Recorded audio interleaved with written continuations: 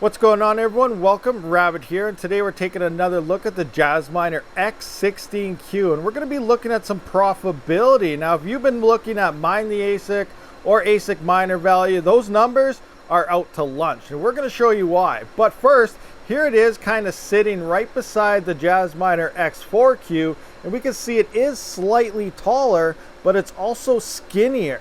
So that's kind of interesting to kind of point out here. It's pretty close to the same size, but it is slightly skinnier. And like I said, when I first unboxed this and did the original video on it, it was quite a bit lighter than that miner as well. So based on comments in the past video, some of you guys were curious, how big are the fans in this thing? Because they are dead silent. If you look at the frame itself, this thing is only about 134 millimeters wide. So 140 millimeter fans won't fit. So I'm going with 120 millimeters here.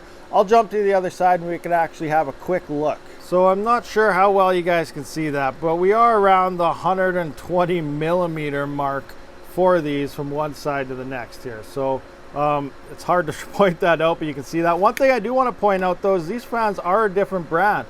In the X4Q, these are actually deep cool fans, and these ones here are, what is that, Nidec, however you want to pronounce that, but these are the fans that are used in the X16. Now, if at any time you are looking to pick one of these up, the current few batches that have already been in pre-sale sounds like they're shipping August 20th. So in a couple of weeks time, if you already have these things ordered, they should be getting shipped out very soon.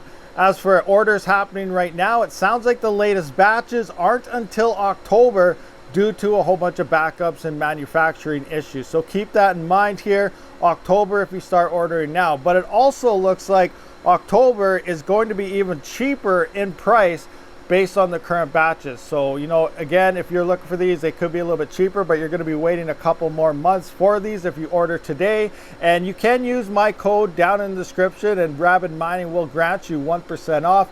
But I highly urge you guys to DM me or check out Victoria's email down there and say Rabid sent you. You will get cheaper prices as well as cheaper shipping than ordering through a referral link or directly on the site. So make sure you do that if you want to get yourself a little deal there. All right, so now we're going to have a look at the profitability of the X16Q, and I am on ASIC miner value right now. I'm just going to hit the refresh button. Yes, continue. Let it do its thing. Let it have a chance to update.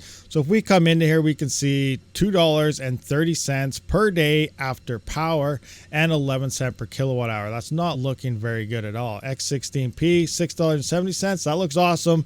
I want that. You know, this looks like a wicked miner. It's about 3 times the hash rate of the X16Q because it's about 3 hash boards instead of the one in the X16Q. But now let's go on over to Mine the ASIC. We're going to refresh this so it's up to date, kind of see what it says. And if we come into here, it's saying a little bit more, $4.14 per day. But again, you know, I'm telling you, both of these are pretty wrong right now. So if we look into it, this is a great feature that Mine the ASIC has, FW plus ZIL.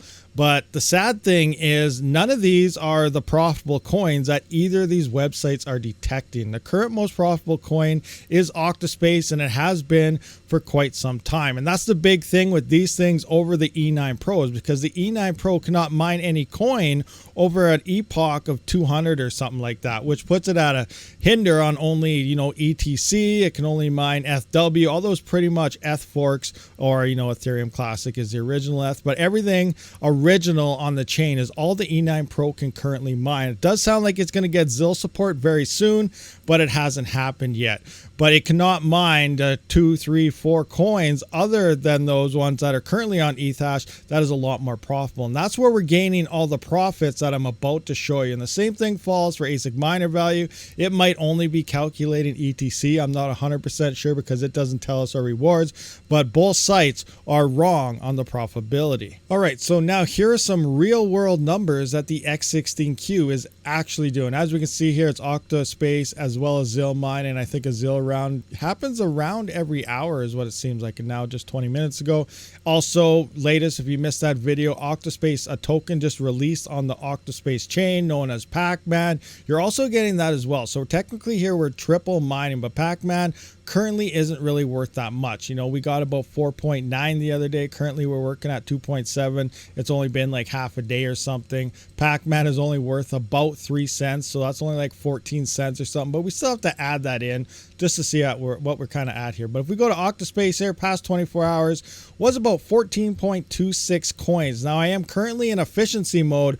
I've been testing in performance mode, balance mode, and now I'm on the efficiency mode here. This is the past 24 between balance and efficiency, so we're actually getting a little bit more when I was in performance, but we're just checking this out right now because this is my last 24 hours, and it is saying about $9.38. Yeah, just from Octa.Space alone, it is having a pump. That's awesome, but there we are right there. If we look at ZIL, we got to tack on another 85 ZIL, which is $1.73, and then you add on that little bit of pack. That comes to a grand total of about $11.25. Now in performance mode, this thing did use about 698 watts. That is at 11 cents per kilowatt hour, only about $1.84 a day. So you wipe that clean. If I was to sell all that right now for profit or just to cover power, I'd only have to sell $1.84's worth, and that works out for a solid profit of $9.41. What were we seeing here? $2.30, but we're at $9.41. Yeah, those numbers seem a bit off. Let's look at Mine the ASIC again. X16Q, $4.14. Well, yeah, we were at 9 something, over double. So we were over double of Mine the ASIC because it is tracking the wrong coins to mine on this machine.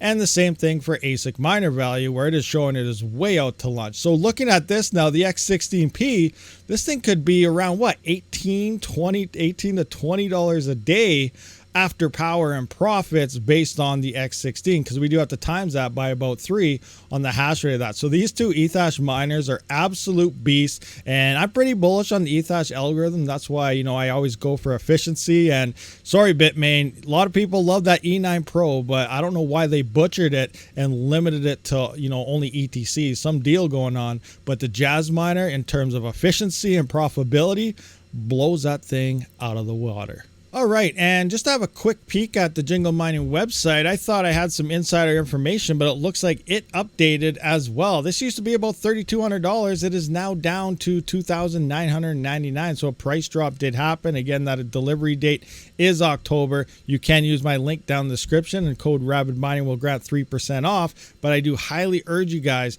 to contact myself through DM and Discord or Victoria directly. Email is in the description. Make sure you say Rabid sent you, and you will get discounted shipping as well as possible the price, depending if you want to do a bulk order or not, than what the website can provide you. So I highly urge you guys to do that route instead of actually going through the website or any type of link. So thank you for checking out this video, guys. I will see you on the next one. Rabid out.